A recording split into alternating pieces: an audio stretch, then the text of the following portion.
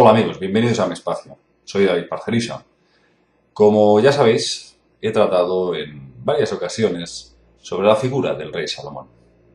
Muchos de vosotros sabéis que personalmente le concedo mucha importancia a este personaje histórico porque está muy vinculado a los dioses sumerios, los mismos que luego crearon el lenguaje hebreo y sentaron las bases de toda la religión judía. Salomón era hijo del rey David y gobernó aproximadamente entre los años 978 y 931 a.C. Salomón era conocido como el hombre más sabio del mundo, padre del conocimiento cabalístico y probablemente uno de los pocos seres humanos que tuvo contacto directo con ese dios bíblico conocido como Yahvé, al que nosotros vinculamos como el equivalente al dios sumerio Enlil, el dios del viento y de las tormentas. Salomón no solamente era conocido por todos sus tesoros, también por sus contactos con demonios, con entidades que van desde los famosos jinns de la cultura musulmana, pasando por demonios procedentes de extrañas dimensiones, extrañas esferas de la realidad. Esta serie de entidades se describían a sí mismas como metamórficas, capaces de adoptar cualquier forma. Y sus poderes eran descritos como algo que a nuestros ojos se nos hacían inconmensurables, inalcanzables. Es más, estos mismos demonios, junto con los jinns, ayudaron a levantar el famoso templo de Salomón, donde supuestamente se custodiaban todos sus secretos. De ahí, de ese templo, emergieron logias y filosofías herméticas y cabalísticas de todo tipo, que luego se extendieron por todo el mundo. Algunos pueblos recogieron solo la parte mágica, la parte de los conjuros, las fórmulas divinas para manejar los elementos de la naturaleza. De ahí surgieron tratados de todo tipo, tratados astrológicos, de magia ritual, numerología, tablas de equivalencias de los días del mes y de la semana asociados con ciertos dioses y con ciertos ángeles. O sea que ahí se mezclaba toda una serie de ciencias herméticas y mágicas increíbles, por no decir otra cosa. Y ahora os voy a mostrar algunos datos curiosos. Por derecho de sucesión, antes de morir, Salomón legó todos sus secretos a su hijo Roboam. Concretamente fueron los rabinos quienes se encargaron de elaborar un libro llamado Las clavículas de Salomón. Un libro hecho con cortezas de cedro y planchas de cobre. En este tratado, Las clavículas de Salomón, aparecen una serie de conjuros y fórmulas que hoy me gustaría compartir con vosotros. Algunos breves ejemplos. Salomón le dice a su hijo Roboam que tuvo un contacto directo con un ángel de Dios, quien le comunicó que había sido elegido para recibir la sabiduría y el conocimiento celeste. Aquí lo curioso es que en este tratado cada conjuro venía con instrucciones explícitas para ejecutarlo a unas horas determinadas. Estas horas, a su vez, estaban vinculadas a ciertas potencias celestes, a dioses y a planetas que gobernaban esas franjas horarias. En este tratado, Las clavículas de Salomón, se especificaban incluso ciertas características de los planetas, aunque básicamente se ocupaban de solamente siete astros. Por ejemplo, esta es una tabla de equivalencias muy interesante porque nos cita qué metal y colores va asociado a cada astro.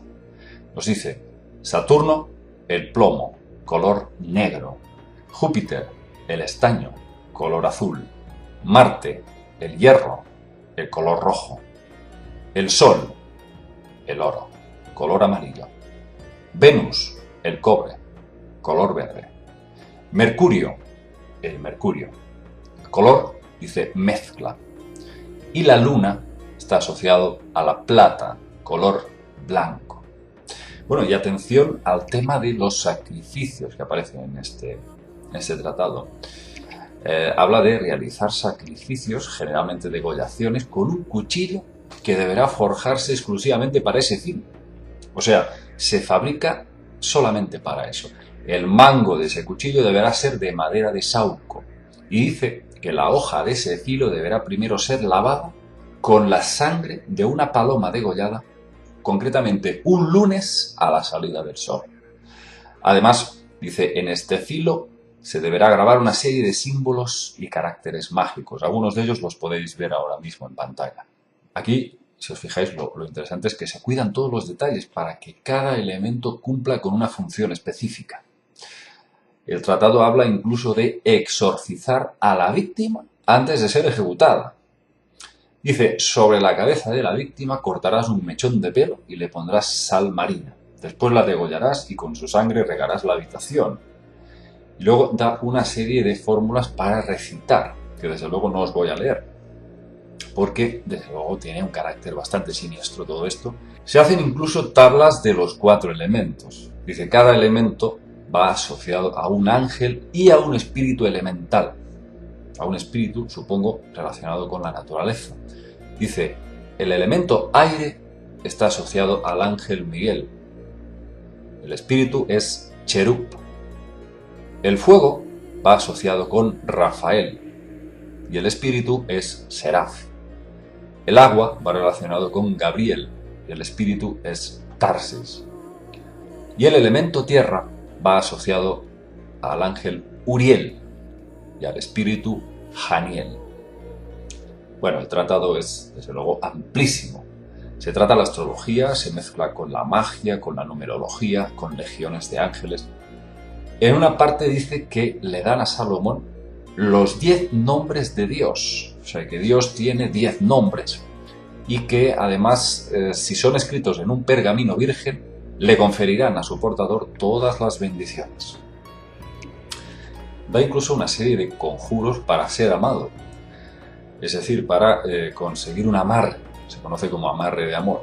Utilizando una serie de manzanas en las que dentro hay que colocar un papelito con el nombre escrito de las 2 personas. Luego envolver la manzana con la piel de un cordero sacrificado, etcétera, etcétera, etcétera. Por ejemplo, dice un conjuro que para no ser herido, o sea, para que te conviertas en una especie de ser invulnerable, tienes que coger a un lobo y sacrificarlo y marcar su piel con una serie de simbología. Bueno, realmente atroz, tremendo. Siempre observamos, como ya hemos dicho siempre, en todas las culturas, los mismos patrones de sacrificios, rituales sangrientos, siempre todo relacionado con la muerte, la desolación, el dolor y el sufrimiento. Con lo cual, pues esto nos da bastantes pistas sobre la naturaleza de las entidades que desde luego transmitieron este tipo de conocimientos. Hay conjuros incluso para obtener la invisibilidad, conjuros para saber quién ha cometido un crimen, para descubrir tesoros perdidos, para leer la mente de otras personas. Bueno, moraleja de todo esto. Está claro que son entidades, falsos dioses, hemos hablado muchas veces de ellos, los Anunnaki en Sumeria, los Hopi hablaban de los Bhakti, de los hermanos serpiente.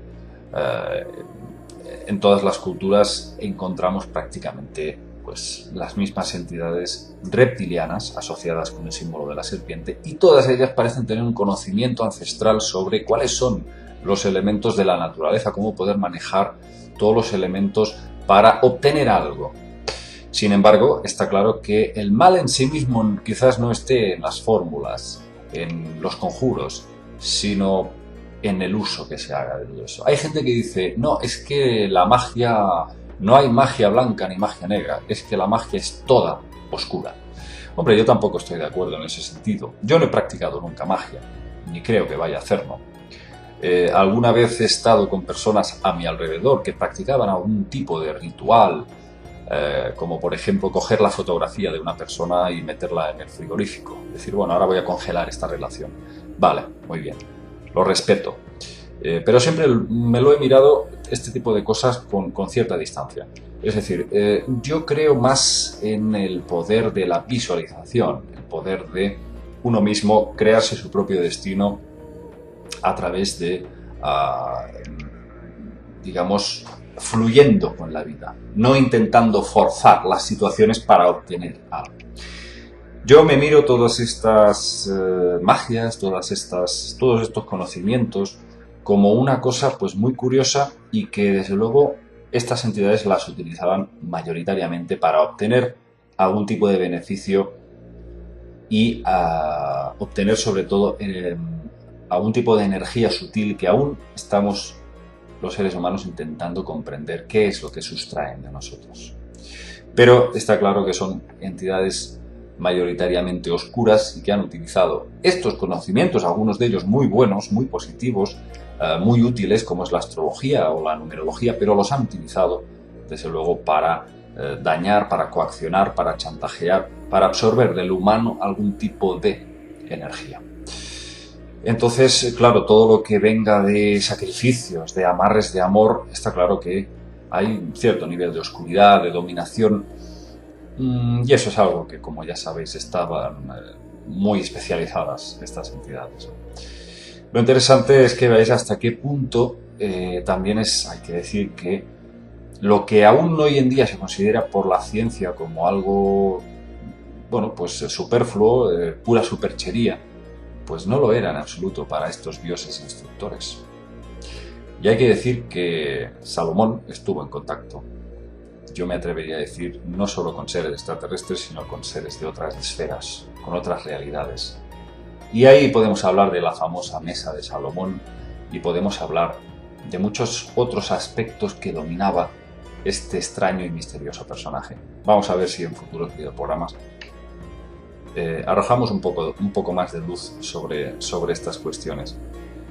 Es interesante que entendáis que aunque haya, insisto en eso, esa parte oscura, esa especie de sacrificios sangrientos, no metáis en el mismo saco a todas estas prácticas, a todos estos conocimientos, porque insisto que hay gente que utiliza algunas de estas filosofías o conocimientos para hacer el bien, y yo lo respeto absolutamente.